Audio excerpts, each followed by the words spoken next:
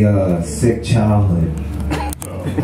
I learned about the birds and the bees in the wrong way.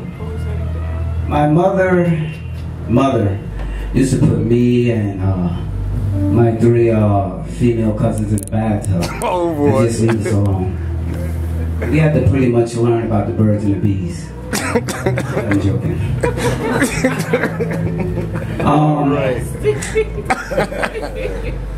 There's a lot of rumors out there about the Miss. Makes you feel proud to be a black man, but it's a lot of bullshit.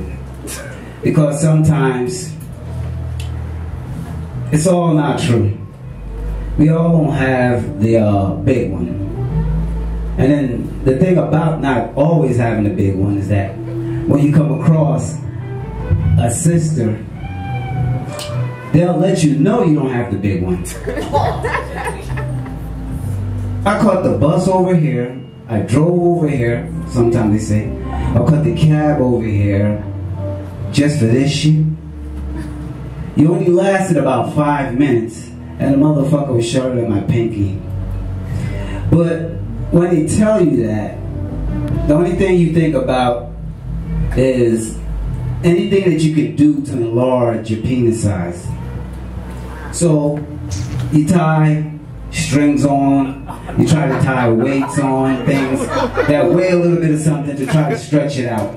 Even when you take a shower, you try to pull and tug on the motherfucker, but sometimes it doesn't really work. You just gotta be happy with what God gave you. So you gotta start trying to find a way to pleasure yourself. So, you know. Then I remember there was a time in my life where we broke in somebody's house. But the epitome of breaking in a house was how stupid we were. We broke in a house in Montclair. I was about, how old? I think about 16, 17. The guy had comic books from the 60s, from the 70s. He had baseball cards, all type of stuff. And all that fucking time we broke in there, all we stole was a fucking skateboard and a fucking old TV. And left shit that was worth something. But then you didn't know. But now I think about it, I said, God damn, we could have hit the fucking jackpot. And we broke in there and we stole all that shit. But it wasn't worth nothing. Then there are times when I wake up in the morning and I gotta go to work. Who hates going to work here? Raise their hand. Woo! But you try to find ways to think about taking a day off. I got tired of using my mother's sick. What's the other one? Oh, I gotta go to court for jury duty. Then the other one is the car isn't working, I got a flat, or I missed the bus. So I just started to tell my boss one day, man, fuck that, I don't feel like coming to work today. And that actually worked. He actually understood that I told him that. And he said to me, you know what, I don't even feel like being this motherfucker myself too. And I was surprised to hear that. Because all this time when I was working for him, I said, I don't even want to work here anymore. But I just went because the pay is shitty, but it was something to do. It's better than sitting home doing nothing. And when I told my boss that, I came to work the next day. He worked me, and everything was fine at the end of the day. He said, you know what, I want to talk to you in office. I said, what? I said, it's going to give me a raise. He said, no, get the fuck out of here, you fired. I said, what? I said, God damn, you fired me. That's another job I lost. I love women, but the thing that I don't like, that you got to take your hat off to women, they find a way how to separate you and your money. No matter what you try to do. We vow that we're not going to spend any money, but we end up spending some money. Somehow, some fucking way. This girl told me one time, we went to dinner, we got into an argument. She's like, you know you're not getting none tonight because I'm not feeling you.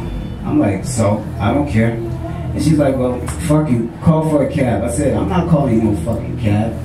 And she said, well, you're not going to give me a ride home? I said, no, you're on your own. She said, well, you know what? I'm going to call the cops. I'm going to say, you took me here by gunpoint. You got my kids hostage at your house, I gave her the whole fucking wallet. And then there's times, sometimes you go to the hotel and you realize in the back of your mind as a guy, I'm still paying for it no matter what I do. And it's like, no matter how many times you be with a woman, you always have to spend money. You have to get food for the fridge, you have to buy shit to make the house smell good, or if you're staying with your mom, you still gotta pay to get the sheets washed. You gotta wash your clothes. You know, you gotta pay for shit just so you can smell good. All types of stuff. But women always find a way to make you spend. And you have to do it. You know what I mean? That's why I understand why a lot of women are turning gay. Because when they look at each other, they have a lot of options. God didn't really do a lot of good work concerning men. I mean, you know, give or take, you got a few guys that are blessed, you know what I mean? But women got a lot more to look for towards each other. That's why sometimes I don't mind paying. But sometimes I'd rather go to the whorehouse because at least I'm not fooling myself to get straight to the chase. Or I'd rather go to the strip club. Because I know for sure then that I'm definitely going to get something.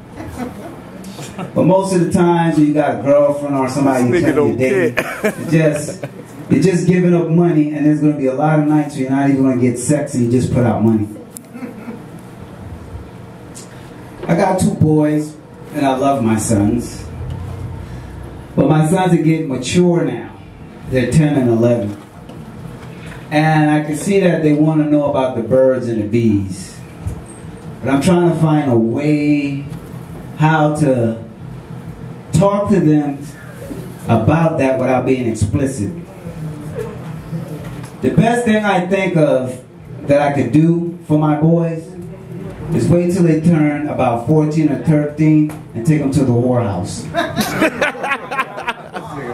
And let them see what's going on, but not let them take part.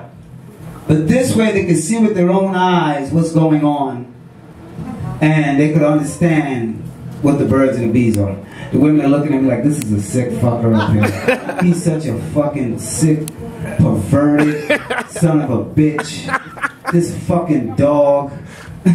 But I'm a man, you know what I mean? And we're all pigs, but we don't want to admit it. We're all pieces of shit. What? The right man in the right position, stranded on an island, will fuck his own sister if he has a chance. You know what I mean? Don't listen to the bullshit. Oh, I want to fuck her. She's not my sister. 5, 6 years put in, you'll do it. You know what I mean? But I remember one time I got robbed. I was selling drugs. This was a while back. And the sad thing about it, after the guy shot me, I mean, you know, shot me in the leg, all he took was fucking $40. And he didn't even take the stash. And I was saying in the back of my mind, I almost lost my life over this little bit of shit. But the next day I was out there with a fucking cast, back in the same fucking corner, trying to sell again. But the crazy thing about being out there in the streets and hustling is that you don't realize that you're already fucking insane. Because what real person would stand outside in the elements 24/7, 7 days a week, if you don't have a fucking life, which really you don't, just to live a type of fucking life that doesn't even really add up to nothing? There's only, I think, 2 or 3 ways out of that. Either you become a fiend, or be in prison for the rest of your life, or you go to, you know what I mean, or you just end up being a fucking loser. Or you're dead. That too, or you're dead from a drug overdose. You about to cut me off? I know you want to get the fuck off. No, I was just telling you that, well, you're dead. Yeah, that's true. Now I don't have a girlfriend. I spend my time watching a lot of porn. Oh boy. But woo! I'm to the point now that I got older that I don't get off on it anymore. So what I do now, I go out and I try to get phone numbers. I try to talk to women, but the money issue come back up again, and I'm kind of broke. I don't really have a lot of money, and I'm like, shit. I can't get off anymore on porn. I'm beyond that. I can't really get the woman that I'm looking for because I can't afford it. So what else is fucking left? The only thing is left now for me. The whorehouse is too much, even the only thing left for me now for sexual entertainment and arousing is to try to find a woman that is ugly as sin. That would sleep with a dog if she has to. And maybe that'll work. But I haven't found any out there because all the women are beautiful. And that's my time. And thank you.